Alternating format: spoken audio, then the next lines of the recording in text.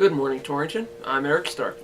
And I'm Crystal Albers. It is Thursday, April 19th. 19th, yes. And it's my grandpa's birthday. And you're watching Torrington Today. Well, in yesterday's paper, you can read all about local House District 5 Representative Sherry Steinmetz announced her bid for Senate District 3. It's the position currently held by Kurt Meyer, but he recently announced he's running for state treasurer. So we're seeing a shift. Moving up the ladder. Yes.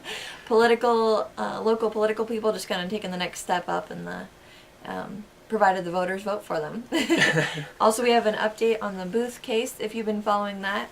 And we have a story, some local Lingle kids were at the Lingle Senior Center, kind of tutoring their older peers about how to use their smartphones to get pictures, their tablets, even their laptops, just try to keep in touch with their family and kind of stay with the times if they've been having issues with that. And everyone was really excited about it. Are they able to tutor my grandparents? Probably, and we just need to set up Skype. Yeah. So that's going to be our first hurdle. And then we're going to figure that out. So. Well, to my grandparents, if you're watching, you might be getting a call pretty soon. If they say they're from Lingle, it's a real place in Wyoming. Also, we've got a story about the new reporter here.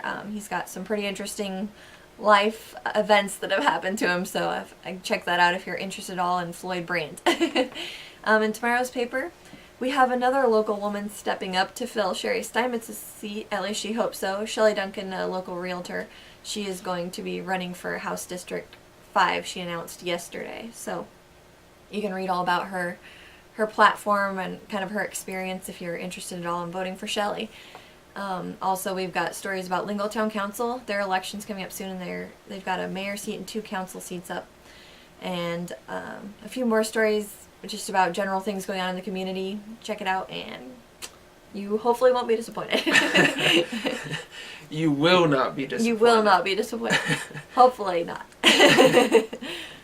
As far as sports go, I know you won't be disappointed with the sports coverage. As far as yesterday's paper goes, you can read all about the 3 local track teams that were in action last week. Torrington and Southeast were both at the Okie Blanchard Invitational down in Cheyenne.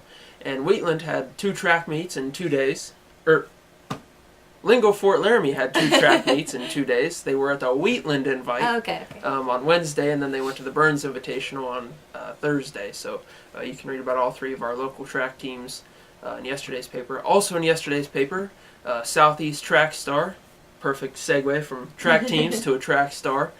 Chase Leverchek signed his letter of intent to run track for Portland State University this upcoming school year. So he's got a lot of miles to cover to get to Portland, and then once he gets there, he's got a lot of miles on the track to go. So big things coming for Chase Leverchek, and you can read about that in yesterday's paper.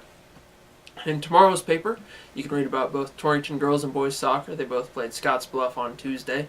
The girls suffered a loss at home, and the boys were narrowly edged on the road. So you can read about both those games. Also this week is the EWC men's basketball head coaching and fitness center director positions, the open forums for those final candidates. Andy Ward had his forum on Monday. You can read about that in yesterday's paper. And yesterday, Brian Erickson had his forum, and you can read about that in tomorrow's paper. And then today, I'll jump ahead to upcoming events. Today is the final of the 3 public forums, and that's for Tim Moser.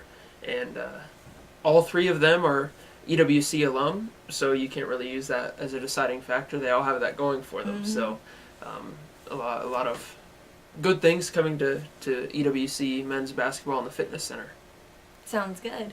Well, in other upcoming events, after you attend that forum, you can look ahead to Saturday. Hawk Springs is holding a chili soup fundraiser, it looks like, for their community building, and generally it's for upkeep, sort of like they do their hamburger fries in the summer, but it's not quite warm enough for hamburger fries. If you want some chili, head out to Hawk Springs on Saturday.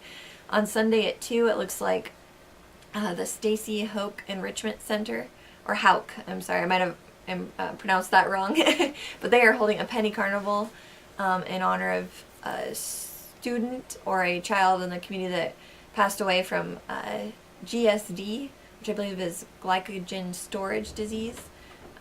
Check check that if you're worried about that at all. Am I pronouncing or spelling?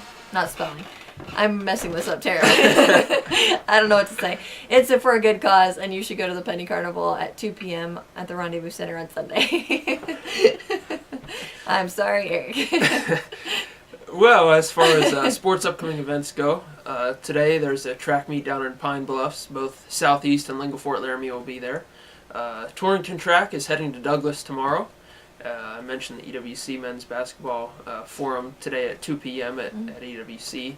And as far as Torrington soccer goes, the girls and boys will host Douglas tomorrow with the girls at 4 and the boys at 6. And then both teams hit the road on Saturday to take on Lander in a hot rivalry or hot conference game and see how they pan out in the standings. So some pretty big things to put on your calendar. Also this weekend is the final Little League Majors tryout on Saturday. So if you haven't tried out for the Majors, be sure to get to the ball fields on Saturday.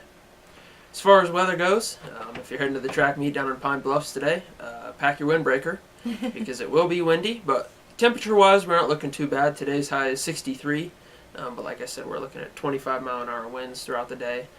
Tomorrow we're looking at the same windy conditions, and we'll drop down to 53.